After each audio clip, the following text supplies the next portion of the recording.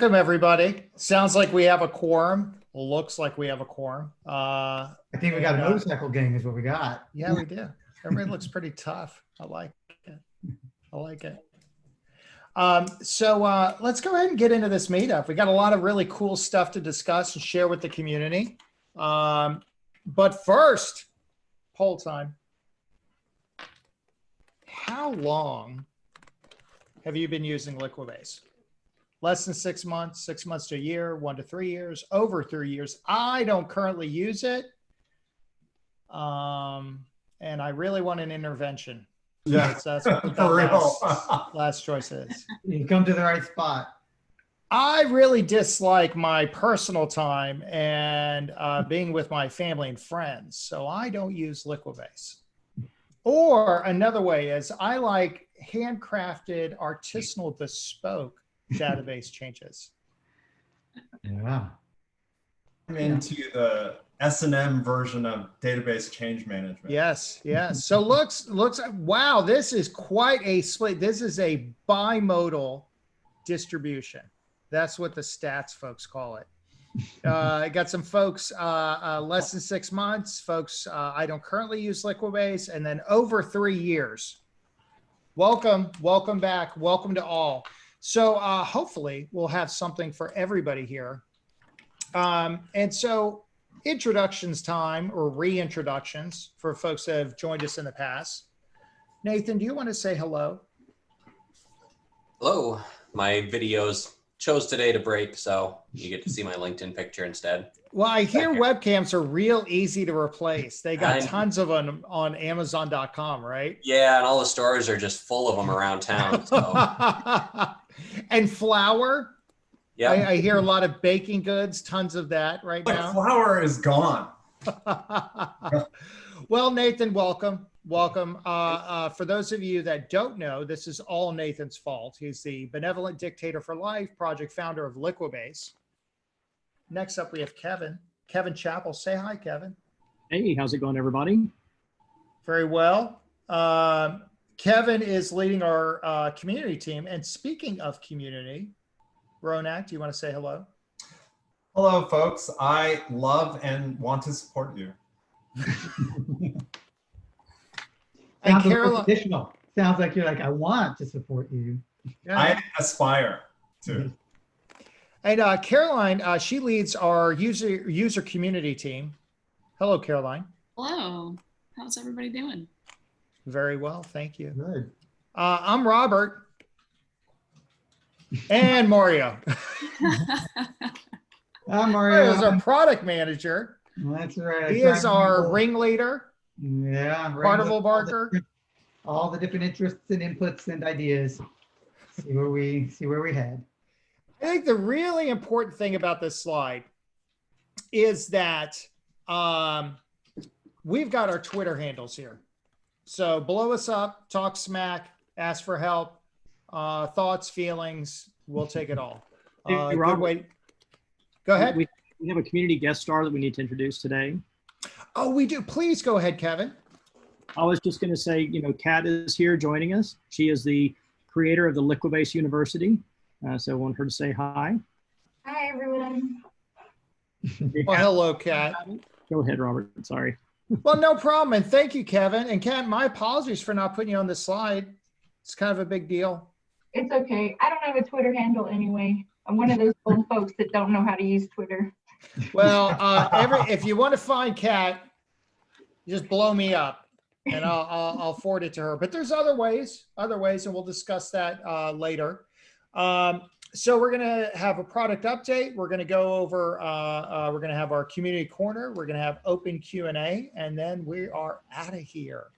So let's go ahead and get started. Mario, you're up, buddy. All right, I'll tell you when to switch screens, but you can leave it on this for right now.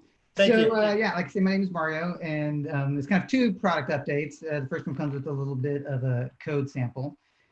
For those that are unaware, we recently released an update which allows SQL Plus integration. So what that means is often you have, as it says right there, I won't read it all to you, SQL that doesn't run that well through Liquibase. You need a little more of a capable executor, and we enabled that.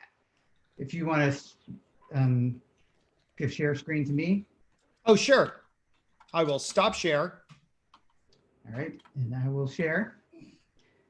All Bam, right. I see it. All right, I'll assume you can see it. So this, for those who don't know, or if you're totally unfamiliar with Liquibase, this is a formatted SQL Liquibase change log. Liquibase just very quickly works on the concept of change logs, which have within them change sets. And each of these is something that you're going to act onto the database. This is one that comes in the installer. If you use the installer, it comes with the examples to help get you started. You can see this is a pretty straightforward bit of SQL. And this works totally fine. Hey, Mario, can you zoom in on this screen? Sure. Thank you. All right. So this is a change set, as I was saying, and it's got some very straightforward SQL, and it will work no problem. But occasionally, you'll end up with something. I'll zoom in on this one a bit. Whoa.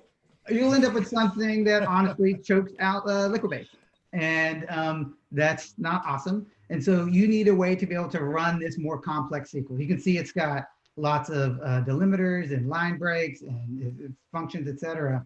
So what we did is we added a little attribute that you can add to your change set. So it says run with, and then you pick what we call an integration. Right now, the one that ships automatically with Liquibase Pro is SQL Plus. But what's awesome is that we opened this gate. So we built a version that works with SQL Plus, but it is open to build with your own integrations. I'll go over that in a moment. So with the simple addition of this attribute, this complex SQL will run. So this will work in a formatted SQL changelog, but for those who are familiar or not familiar, we also work with XML changelogs and YAML changelogs and JSON changelogs. So in the same sort of case, here's a XML changelog. You know, it has some things that sets it up, and then as well, it has various change sets.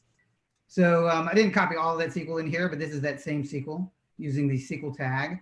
And if here I were to add this attribute, now when I run this changelog the way I normally would, it will see this run with tag, and it will process the code in here with this alternate executor. I don't think and so on. Is that valid SQL for SQL? You know, if you have the right library, you gotta have the so on library. It's over at my GitHub. The yada yada yada library. Is that one was already taken. Yeah. So what I want to then jump to real quick is that you can run different change sets through different executors in one change log. And here, I'm going to imagine that someone has developed their own encrypted JDBC executor, because for whatever purposes, they need to run things sometimes that are encrypted. You know, in XML, you can run a straight SQL tag, or you can point out the SQL file. So let's say I had an encrypted file of all SQL stuff, super high value. Let's say I work in, you know, banks or hospitals or, you know, someplace that needs to really up their security. As a community user for free, you can take what we have, you can build your own executor, and then you can call it, and then you can run in the ways that work well for you. This is all documented on the website, docs.liquibase.org. And it's a really, really potent way to run Liquibase that you may not be aware of, but you are now. Yeah, I heard Apex apps on Oracle that this was a slam dunk. Heard from Tim Hall at Oracle Base. That's what he said. Yeah, that's I don't know if we link out to him from our blog, but we should, because he put this through its paces. You know, he does not work for Liquibase. He uses Liquibase, and he put this through its paces and loved it.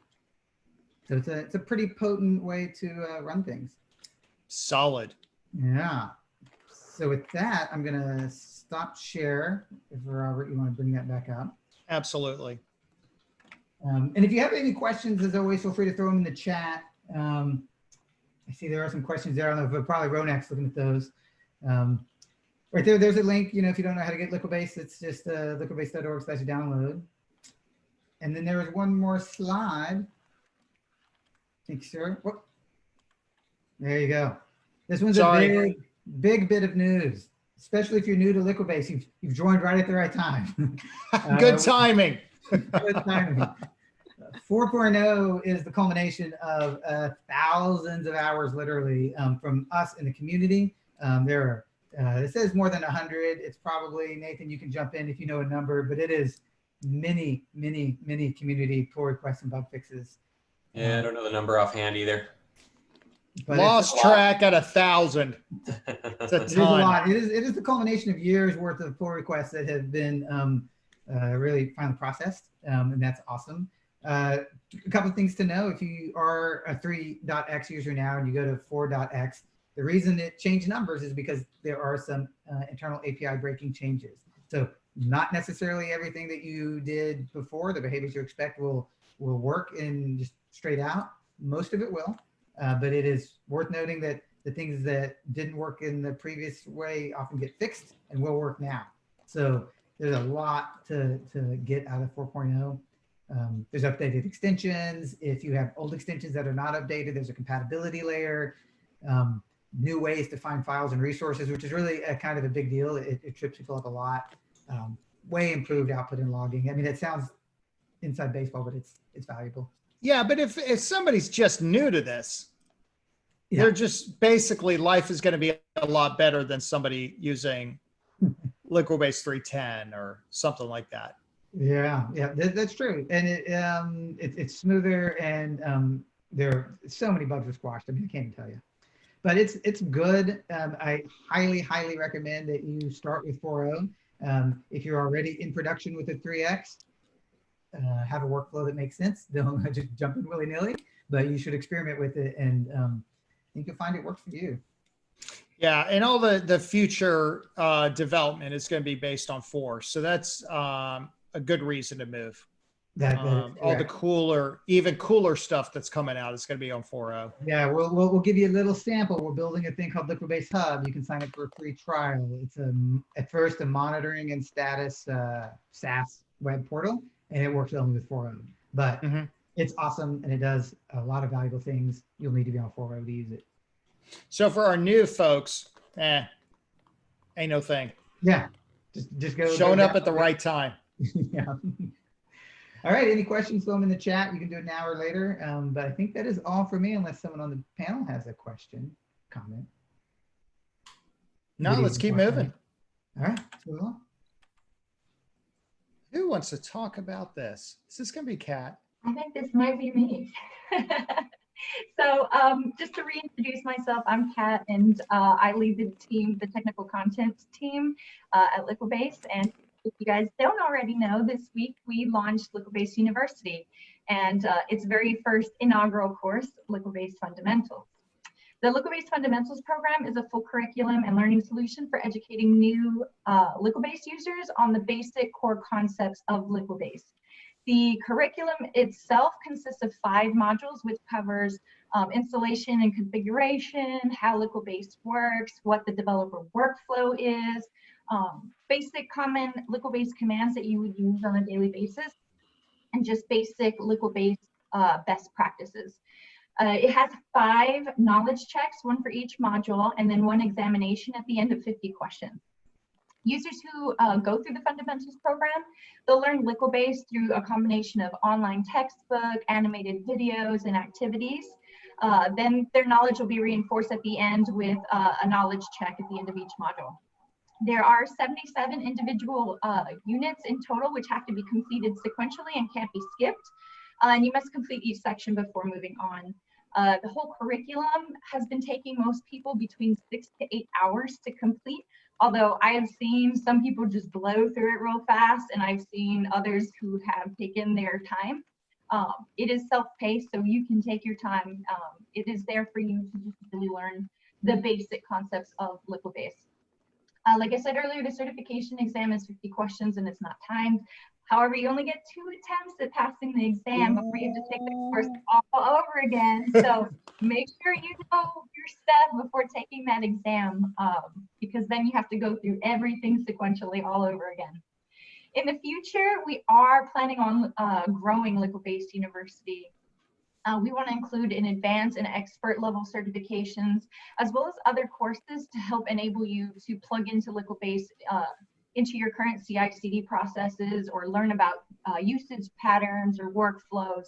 So I really hope you take advantage of what we're offering now, especially if you haven't already. I know a few of you have, but if you haven't, I would love to see you guys in there. And we also welcome feedback. We are listening to everything that you have to say in terms of the LMS, in terms of the documentation site. We're working really hard to fix and improve all of the technical content as quickly as possible. And we're really taking into consideration all of your feedback and wishes. So your voice matters. So please don't hesitate to ping us, even if you have a great idea for a course, or you think, you know, there needs to be fixes on documentation. Please, please, please let us know. That's all I had. That's dope. Thank you. I got certified. I went through it and it was awesome. And yes, I got answers wrong. Jumped all the way to the end and took the test before doing the course, and now I have to finish the course because I failed. Yeah. It is no, it's not messing around. You know, look, you will be tested. You're going to have to put some work in, but when you get that certificate, that means something. This is not a YMCA participation trophy. You got to earn it. That's right. Which, not to be fair, a participation trophy is dope. All right. We're just saying in this example, the certificate means something. So when you put it on LinkedIn, it's going to have some weight. Thank you, Kat. You're welcome. Really cool. Caroline, you are up, my friend. Hello. Yes. So I'm just rolling off of the high that Kat is on right now with our LMS. It's been such a great week since we formally announced it really to the public. But before we did that, we had it kind of in a beta mode. And so we reached out to individual users in the community really to just get their feedback and their initial input before we released it out to the public. And one of those people was Bertuja, and we actually met him back in May. He had tweeted at us with some feedback. And so we set up a Zoom meeting and got to know him better. And he actually has also participated with our product team on our Liquibase Hub initiative. And so he's not only just been working on kind of giving us feedback with the fundamental certification, but he's also been helping with that project too. So I'm proud to say he was actually one of I think actually the first person from our external community that completed the fundamental certification. That's a pretty big accomplishment, something to be really excited about. Yeah. Certificate number 1. I know, the OG, but yeah. Yeah, but he gave really great feedback, and I just wanted to publicly thank Bertuja. And he's just such a great example of people that are out there in the community that are helping us, giving us feedback. And we want to learn more about other ways that people are using Liquibase, and whether that's about our fundamental certification, or you have other feedback or questions, or you're interested in participating in other projects, or you want to write content. We're really trying to engage the community, and if you have an interest, you can always reach out to me. The other thing as well that I wanted to point out too is definitely join our Discord channel. We're going to be doing some fun things on Discord in the future that we will be announcing at a later date. But joining on the channel, there's a lot of people on there already that are having some really great conversations. So exciting things to come. But thank you again to Bertuja. He's been such a help to us. And I'm excited to see more people complete their certification. The numbers are really rolling in this week. So it's been really cool to see it. Yeah, it's dope. You know, it is, you know, every time you do something new, you're like, oh man, I hope this works. And then like there's that, and it's like, you know, and my first exposure to that was really in undergrad. You throw a party, you get a keg of beer, and nobody's there, and you're like, and then they all show up, and it's like, I was worried about nothing. That's literally how it felt all week. Yeah, but look, I think this is, you know, yeah, you know, Caroline, you're right. We have been getting a big, you know, a big response for this, but I think this really just shows that, you know, I look at it that, you know, Kat and the rest of the community team are being really good stewards of this effort. That it is not just, okay, you know, we're working on, you know, the source code and features and functions. That's important, but also helping solve problems for folks. And hopefully for the folks that are on, that are joining us today, continue to reach out, ask us questions, because if you have that question, if you're having that problem, somebody else is, and let's do it in the open. Let's do it transparently so that others can find it in the future. So never feel bad about asking us a question. All right. It is never a bad question. Never. Absolutely. Well, cool. Well, Ronak, I think you're up. Thank you, Caroline. Thank you. Hey, folks. All right. So, you know, I have an ask of the community, but before I do that, I have a couple of guests on this webinar. My son and daughter are on here, and against my son's better advice, I will share another dad joke, which he actually told me. For this, I'd like a volunteer, Kevin, please. All right, so Kevin, if you'll play along. Hey, Kevin, you from Tennessee? I am from Tennessee. Oh, great, because a 10 is all I see. All right, so. Oh, wow. Right, so, hey, whoa. Now, I got to call HR? Yeah, no, because we're, that's, you know, it's so beautiful because my son had the better judgment at 13 he said, Dad, please don't say this joke, you know. And also my daughter, you know, she enjoyed, I'm guessing, seeing the LMS and Kat's work there and Caroline's work out there. So thank you guys for, you know, being a good example of community members. Anyways, I want to talk about, as you could tell from my goofball jokes and, you know, look at this guy on this slide. He's a weirdo, right? We're very inclusive, you know, in our crowd. In our community, we want all shades, stripes, and whatnot. And for that, our latest area of help is around support. What does this mean? All right, it's basically, in a nutshell, it's helping others understand Liquibase. Okay, and how do you do that? Well, why would you want to do that? I took this challenge. For the last 2 weeks, I've been pretty much leading up the support for Liquibase in the community. And I don't mean like delegating, looking after, I mean answering the questions. And I realized, oh my God, this is incredibly hard. All right, I need help. And so I created a bunch of tools in hope to get folks to help, including rapid ways to reproduce your environment so you can look at some of these issues.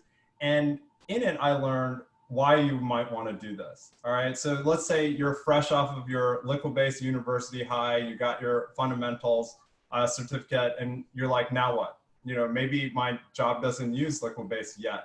You know, so here's a way to get that next level of learning. You know, start with the easy questions, you know, or just see what type of questions are out there, see what you can answer.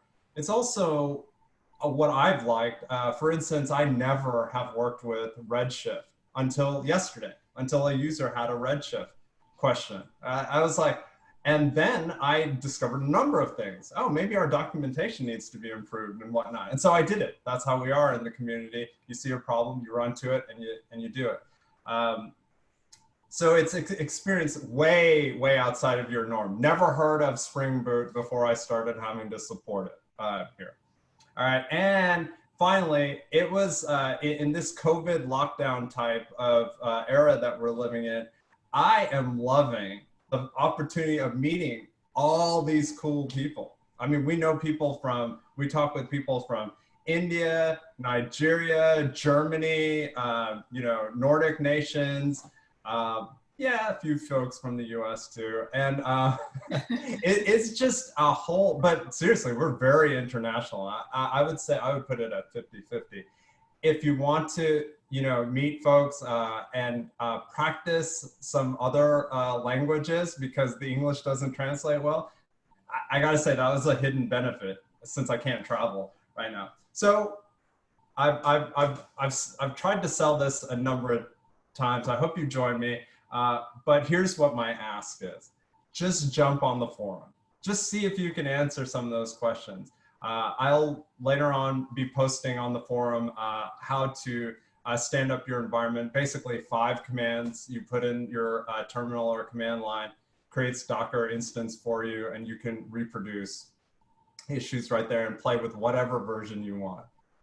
And if you have trouble on the forum or whatever, none of this distro, you can blow me up by name at my email or on Twitter, name and shame, or join me on Discord and say, what are you doing? Stop watching Netflix and help me out. All right. And I will put it on pause. Okay. Maybe. Right. Maybe. Please turn the volume down. I can't multitask very well. All right, thanks, folks. I really am looking forward. And there's a few people already helping. I want to shout out to Matthias and Rahul, even. He's on this community meetup. You guys have been killer on the support end here, so thank you very much. Cool.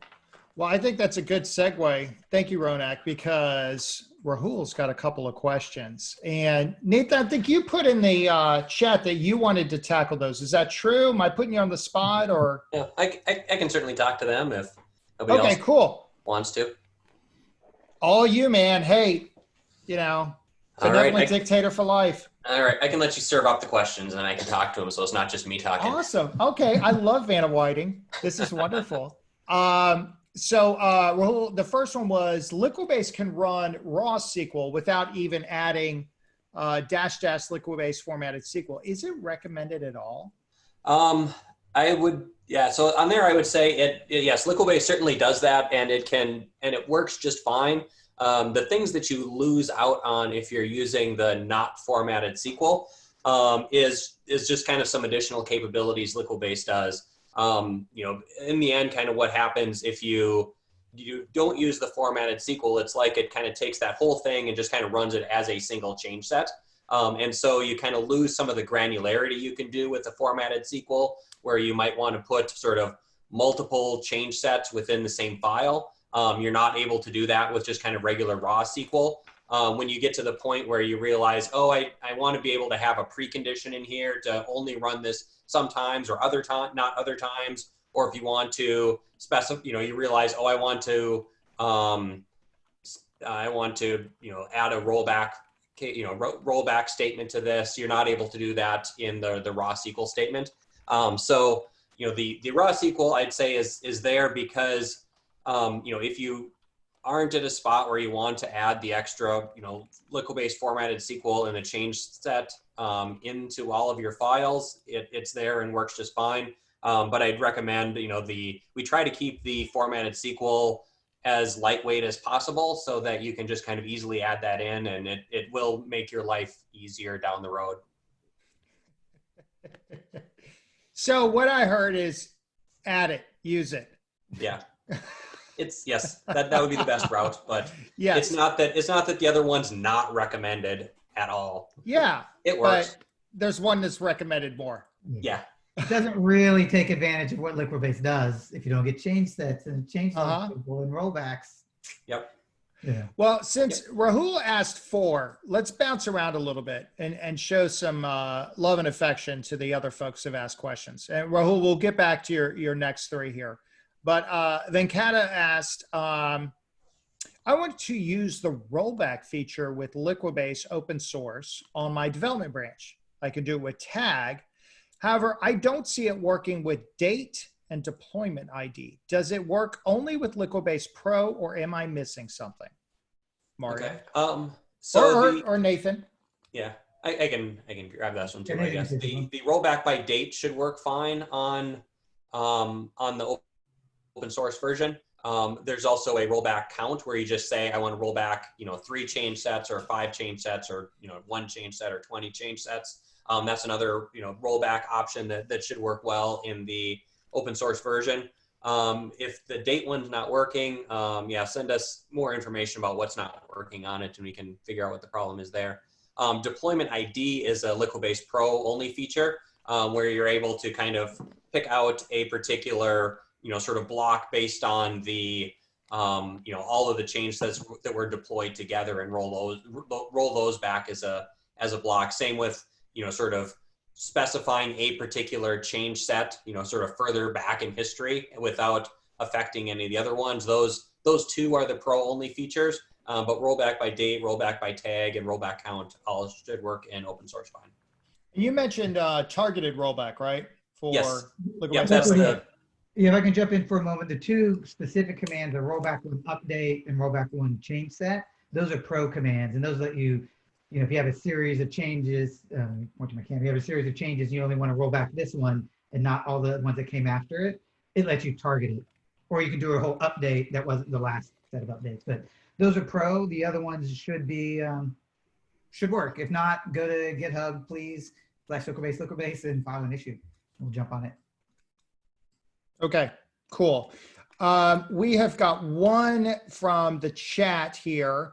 And if I'm missing any other ones in the chat window, team, let me know. We've got one from Giovanni Martinez about Cassandra. Giovanni asks, are you guys planning to officially support Cassandra, or will it only be community supported? We have an extension for Cassandra that works on my machine, right? Am I allowed to say that? So we have two engineers at Liquibase that have been working on this, me and Steve. Steve and I, whatever. And we have it working. We're working with our friends at DataStax to get this validated. But right now it is community supported. We would love to get feedback on that extension. And so Giovanni, if you could check it out, all you got to do is we have documentation on the site for setting it up. Go and get the Simba JDBC driver for Cassandra. That's what DataStax says to use. And then have our extension, drop it in your lib directory, Liquibase lib, and then set it up. It is not as feature rich. It works. It's not as feature rich as, say, MySQL, Postgres, Oracle, SQL Server, those sorts of things. We're just relying on SQL and SQL file tags to run CQL. Please let us know. We would love feedback on it to know where we should improve it. The plan, though, is that to officially support that with Liquibase Pro. But we've got some work to do, and would love to work with you on validating it, get your thoughts on it. So let us know. Thank you. Were there any in the chat window before I go back to Rahul, and then Kata had a follow-up question? I didn't see any. Okay. So number 2 here, Nathan, from Rahul. How would you suggest organizing change logs? Master having just some big main change log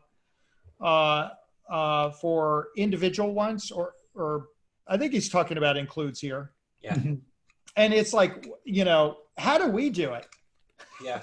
How are we doing at Liquibase? What we tend to do is, so yes, definitely having a master that includes the individual ones is usually best, just because, the larger your files get, the just sort of more of a pain it is to kind of hunt through, and you get kind of more, you shouldn't run into Git conflicts and that sort of stuff merging it in, because you should usually just be kind of appending and not doing a lot of replacing in the middle, but just kind of breaking up the files is always nicer to do. The kind of 2 main ways that I've seen people do it is, kind of break it up either by feature or break it up by release. And what you use really kind of depends on how you like to think about your code, how you like to sort of break down and manage your pieces. It's Liquibase works with any of them, and so it's really more a question of what works best for your team.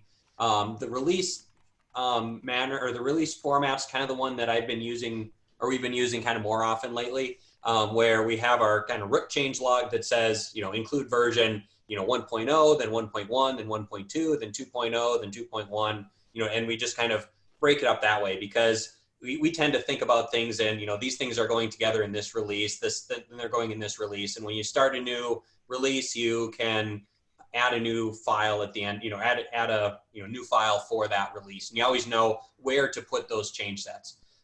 The original use case I actually had with Liquibase was more on the component side, though, so it definitely works that way as well. So we had, we had like a shopping cart component, and we had a account component, and we had a, catalog component, and you had sort of different teams that were maybe working on each of those different components. And so it worked a lot better for having a change log for each of those components that the teams would just kind of continually add to, because each of those components weren't large enough that it was worth, further breaking those things down. They just would kind of work within that one. And then the root change log would, pull all of those together into the one, sort of master or sort of root change log. So we got flexibility. Hey, Nathan. So when I run a change set, all right, and it's successful, and it writes, puts a row into the database changelog table. All right. Part of that is a checksum. Yes.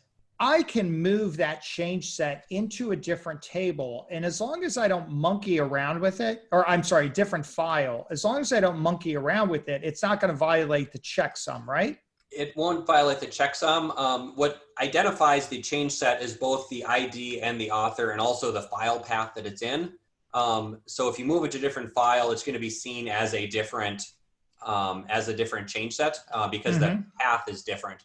The reason for that is because, just we were trying to make it easy for people to coordinate IDs, and it's easy to kind of accidentally reuse the same ID across different change set or change files. So, the file path is in there. If you do move it to a different one, there is a logical path attribute that you can put on the change set, where you can say, this one used to be in this file over here, and then Liquibase will use that. So adding that, so yes, the caveat is you can move a change set from one file to another. You just have to set the logical file path, and that doesn't affect the checksum at all. So that'll work fine. One way, if I needed to refactor how I'm storing my change sets, and I want to go to this recommended, more distributed file model that you're laying out. One of the things I could do is I could, I have a massive changelog file. I'm breaking apart into components that make sense for my org. All right, cool. But I don't have any new change set. So one of the things I could do is I know that that changelog has been persisted to the database. I could do a changelog sync at that point. And it would, or I could clear the checksums and then changelog sync, and that would reset everything and say that we're good to go, right? Yeah. That's one way of refactoring. That's the final step of a refactor and breaking this apart, right? Yeah, that's one. Yep, that's definitely one way you can. Yeah, that's one way you can go. That would kind of get you to a sort of matches the kind of state you'd want to go to. The other thing I've usually done and often done in the past, when I start with just a big sort of monolithic changelog and I realize, oh, this thing's getting to be too long, what I'll do is I will just leave that file as it is, call it, changelog.base.xml, and then I'd make my changelog root XML. The first thing that it does is just do an include to that changelog base XML, and I don't even touch that. Just kind of leave it because I know that works. And, the ordering of them works. And that's what's been kind of proven out as, up until now, that's been what's worked. And I don't like to mess with that. And then I'll just do in my root changelog after I do my base, then I just start then I make my new change sets or change logs for the other one. You lose the fact that, all of the change sets for your component or your release or whatever aren't necessarily in the right spot if they're in the base, but oftentimes those are just kind of all old and you don't really care about that much, that it's not always worth all that effort that you were kind of describing. Yeah. All right. Okay, if I can jump in for a second, I think what's beautiful about that answer is that the going forward allows you to reset in the way that makes sense for you. And so to just tag on for a second, if you are starting to use Liquibase with a project that already exists, then what Robert has mentioned with changelog sync is the route that you want to go. So you want to, if you have an existing database with a bunch of stuff in it, you want to generate a changelog. You want to inspect that change log because it gets 96% of the way there, but it's not always exactly what you need. 97. 97.2 is what we're aiming for. You want to inspect that, and when you know that it is good, the first thing you need to do is run changelog sync so that it is as if you have been running Liquibase all this time. And then you are starting fresh, and then exactly what Nathan says, write that out as a base, and then from that point forward, split up by component or feature or team or release, whatever makes sense for your workflow. And that way you can jump right in and have Liquibase on an existing product. Word. I mean, I think the point here is don't overthink it too much. Start using the damn thing. Save yourself nights and weekends. And if you need to fix it later, lots of options. And you just blow up Ronak and he'll figure it out. That's what I'm hearing. Discord. Speaking of Discord, we've got one thing. It says check Discord. So there's something from Rahul there on multi-line rollback. And we'll take it up there. Okay. Yeah, I can talk faster. I haven't read the Discord, but I assume I know what he's talking about. Where go ahead. Yes, it's the in the formatted SQL. If you want to have a rollback block, got to have -- rollback before each of the lines. You can't just say like start rollback block and rollback block and not have to kind of paste that in. And yes, it is a pain for things that get long. The reason that we have it the way it is because we're trying to, my original thought was that what you have in a formatted SQL should be valid SQL that you could just like paste into a, SQL Plus and it would do the same thing that like a regular Liquibase update would do. And, that's why we have the Liquibase sort of control stuff as a SQL comment thing, because then, SQL Plus just sort of ignores that. And so when you get to the rollback part, if we just had a rollback start, rollback end with the SQL text in there, then, putting it into, SQL Plus, it would actually run that rollback command, which is not what you want to do. There are a couple open pull requests to add in functionality around that. I think I've been kind of pushing off the discussion and the decision on there so far. It's definitely on the roadmap of something that we need to look at. But it's just, it's something that wanted to work with the community to kind of talk about, how important is that ability to sort of, treat that as a SQL file versus saying, look, this is a special Liquibase thing. Your other SQL tools might not be able to work with it or get confused by it, just kind of work through some of the use cases. So there's maybe a little more things to consider than just it's easier to specify it. And we want to make sure we're taking all that into account before we just add it in. Cool. We got two more here. If there are any other ones, please submit them. So Venkata asked, he has a team. I got this one. He has a team asked to deploy sequences and partitions. Would this work with Liquibase Community, the open source one? Absolutely. On partitions, though, you would just have to, for those sorts of things, you might have to call out to a SQL file. For sequences, yes, they are supported in open source. But I got to be honest with you, Venkata. If you're using Oracle 12c, this feels very banky to me. I'm going to guess that you're working with a financial services group, some kind of... So the kind of people that have a tendency to stay on Oracle 12c, great platform, but that means that there's a lot of risk and peril around this. So look, go check out Liquibase Pro. Go get a trial, see how that works out. At the very least, we might be able to help your individual problem. But what we've seen is that a lot of large organizations certainly appreciate open source, and Liquibase open source, but really want a support structure around there. And there's things with, our university where we can offer classes and training for those folks. So yeah, let's talk. But yeah, if it's not supported in the open source edition, you're just gonna have to use the SQL file. Super easy, no big deal. But the Pro edition might be a better fit. Nathan, there was one question here. XML versus SQL. What do you think? I think they're both great in their own ways. You can tell I spent a bit of my career in a more of a consulting sort of a company. So my answers is always, it depends. So they're, he had kind of the question of which one's most used. Mario, you had kind of the survey that we asked that specifically at one point, I think. Yeah, we've asked that in a number of surveys, and SQL edges out over XML. It's not a blowout. It's not 70-30, but yeah. So I guess the answer would be they're both commonly used. They're both ones that we try to support well because they're trying to do different things. SQL lets you just sort of do what you want to do. Your database, your SQL, you just tell it what to do, and Liquibase will make sure it gets done.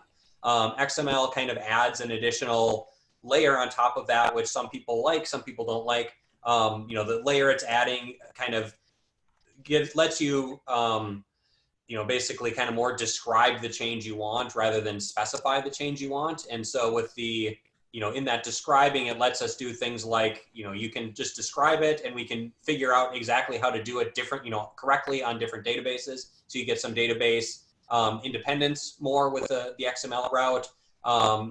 Because we understand what you're doing, we can do some auto rollback functionality so that you don't have to specify, the rollback for a create table is just drop table. We can know that for you. So, there gets to be some additional functionality in there. And then there's some XML functions that do things that take multiple SQL statements to do. So XML is not just supposed to be a XML version of SQL. It can be, sort of more than that. So like we have a introduce rollback tag or an introduce rollback table or something like that, where it's doing a series of steps in order to, take something that's currently a column and, make a new table for it and load the data in and make the foreign key. We can do all of that with XML for you. But, you lose some of the control, you lose some of the, you get to the point where the XML doesn't do, XML's not also supposed to do everything you can do with SQL. And so when you start hitting those cases where like, oh, I want to add partition support in, or I want something like that, you either need to just sort of fall back, even in XML to say, you have a SQL tag that just says, this is the SQL to run. You can always just do that in the cases you want. We have a modify SQL tag in XML that lets you sort of tweak it based on the database or based on the extra features you want. So there's always that SQL level to fall back on, even in XML, but which one makes sense for you really depends a lot on your team and what you're looking to do and what you're kind of what you're best at. So the answer to the question, SQL, XML, JSON, YAML, the answer is yes. Use it. Yeah, just get to work. One specific thing, if you're going to do a master change log that calls out other change logs, which is considered a best practice, that master change log does need to be XML. For sure. Because there's no include tag in SQL. So yeah, I saw recently, this was the coolest thing. So we have a Snowflake extension for Liquibase. We released that officially a couple months ago. But I saw a team that was using Snowflake with AWS Code Pipeline against Snowflake. And I asked them, I was like, are you using the extension? They're like, what, there's an extension? And what they did was they had the XML file, which included SQL. And it was Snowflake specific SQL, database changelog tables getting updated. It was really cool how they did that. Yeah, Mario is spot on. If you want to include a bunch of stuff, XML is the thing that has includes. Everybody else, that's then you start getting into preferences. Yeah, and just to remind people too, you can mix and match them all you want. So you can have that root changelog be XML, YAML or JSON also works as an include that they have include all Oh, functionality okay. too. Thank you. And then you can include, the files that you include can be formatted SQL all you want. That works just fine. The reason formatted SQL doesn't have include all kind of gets back to that sort of discussion on, should you be able to just run it through SQL Plus and have it do the same thing, and adding an include all into, the SQL doesn't have an include all, function in there. So that's why it doesn't currently, but we're wanting to discuss that. So hop on Discord and talk to us about it. Yeah. Hey, so I think that's the end. Anything else, team? Did I miss anything? Just the next screen. Oh shit. Thank you. I did miss something. Thank you, Mario. All right. Well, folks, that's a wrap. This is how you can find us. Lots of different options. We kept talking about this. So just hit print screen right now, so you can copy that. And yeah, and we would love to hear from you. So Kat, is she still on? She's falling off. Still here. Kat, you're the star of this meetup. Thank you so much. Thank you for having me. And when's the next one? Oh, the next one, we got to do this again, I believe, on August 13th. And we have a commitment from a database luminary who she just loves smashing the hell out of databases. So I'll leave it up to you to kind of guess who it's going to be. That was kind of obvious, but whatever. They'll figure it out. All right, gang. Thank you so much. We appreciate it. Thanks for joining us, team. Thanks, everybody.